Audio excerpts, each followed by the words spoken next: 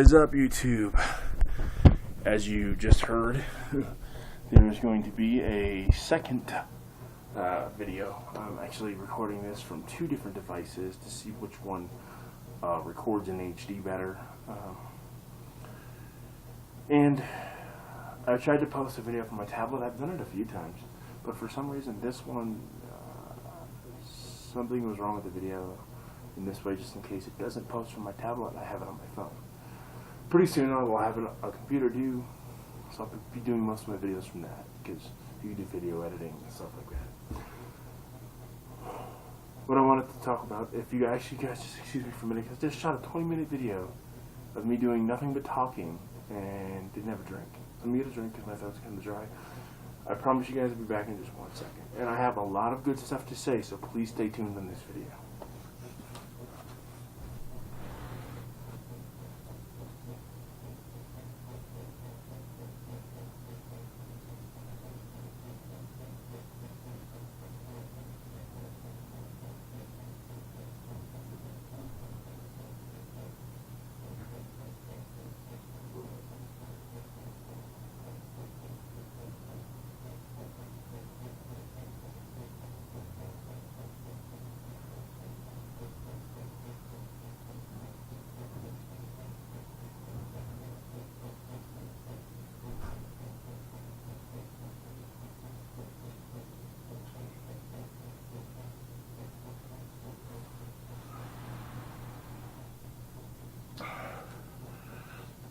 Anyway, I'm in your glass of Gatorade.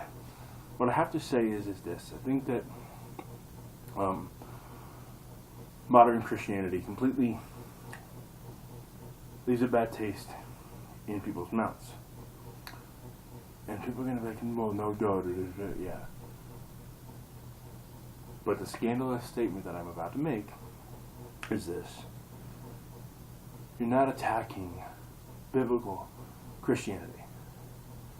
You're attacking the versions of it that have been produced by modern day America and Western culture. Let's face it, just like Eastern culture is predominantly Asia, Western culture is predominantly the United States. Now,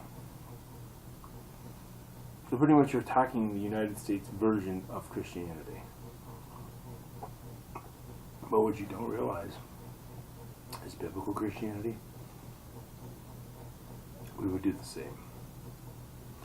I would much rather read Mike Horton, John MacArthur, R.C. Sproul Jr., James White, David Van Drunen, Cornelius Van Til, Kevin Van Hooser. I haven't gotten too much into Van Til, Van Drunen, and Van Hooser yet.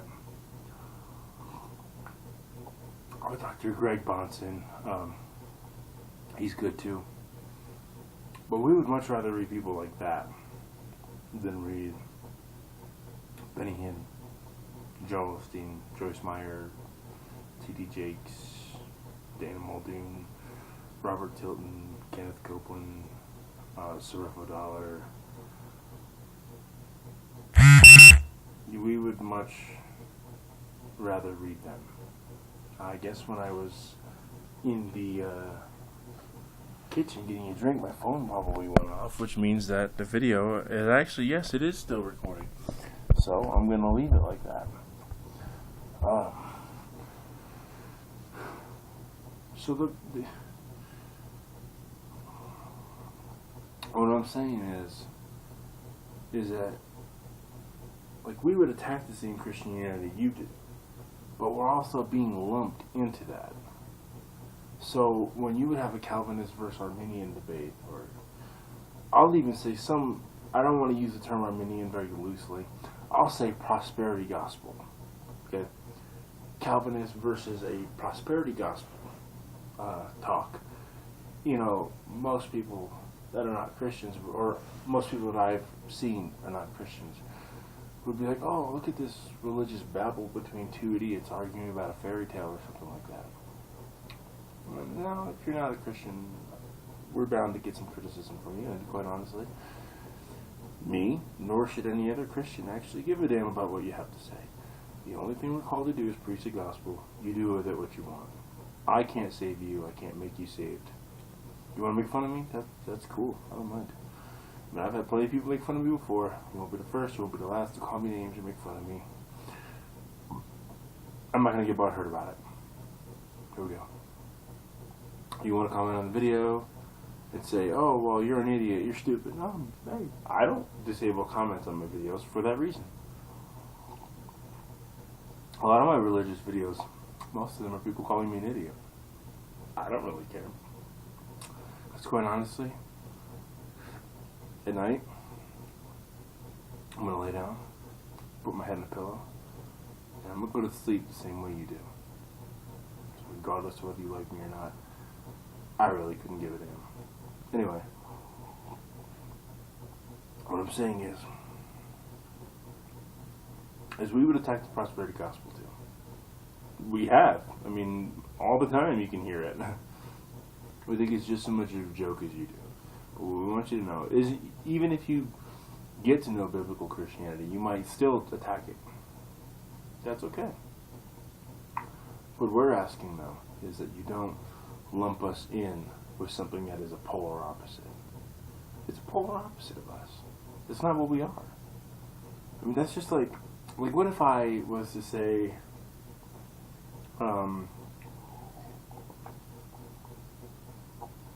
that,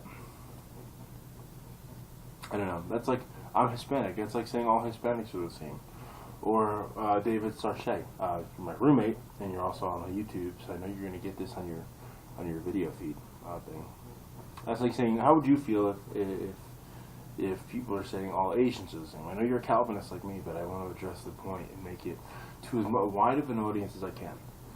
Or if there's anybody out there that's watching this video that's part of a group like Asian culture, Hispanic culture, or anything like that has different subgroups, how would you feel if I generalized your group and said, you know what, yeah, you're all Asian, you all look the same, you're all the same thing, you're all Hispanic, whether you're Dominican, Puerto Rican, Mexican, Guatemalan, Cuban, anything like that, you're all the same. It's all the same thing.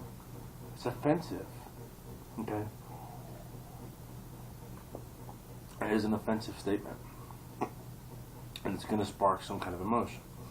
So rather than go through that, like, why don't people take the time? Why don't you take the time? If you're not a Christian, take the time to say, okay, what's the prosperity gospel? And what's this, minority of Christians over here that follow biblical Christianity?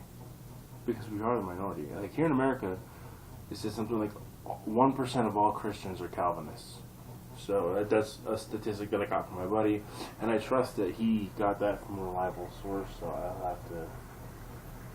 I'll have to say that it's probably a reliable number. Now, what I'm saying is that you just take the time to recognize that there's differences. It's not all going to be the same. Not all Christians are going to say health, wealth, and happiness. Being a Calvinist, hold on, for my headphones going down. Being a Calvinist, we actually don't support that. We don't. So, why are you addressing claims to us? Or ascribing beliefs to us that we don't have?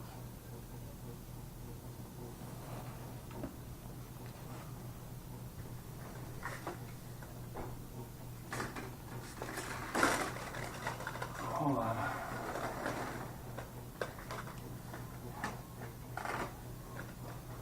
Because that's exactly what you're doing. You're ascribing a belief system to us. You're telling us it's what we do believe, and we don't. Do you see where it gets Christians mad at? If you want to come into a debate, attack us logically, with reason, and with truth. I mean, the problem is that I would say there's no truth outside of revelation from God, but we won't get into that. I'm a precept. I also still have some evidentialist views, but for the most part, I'm a precept. And in my last few minutes of this video, I want to address something else. For the Christians that do look, and now this is just targeted towards the Christians that are going to watch this video. For those of you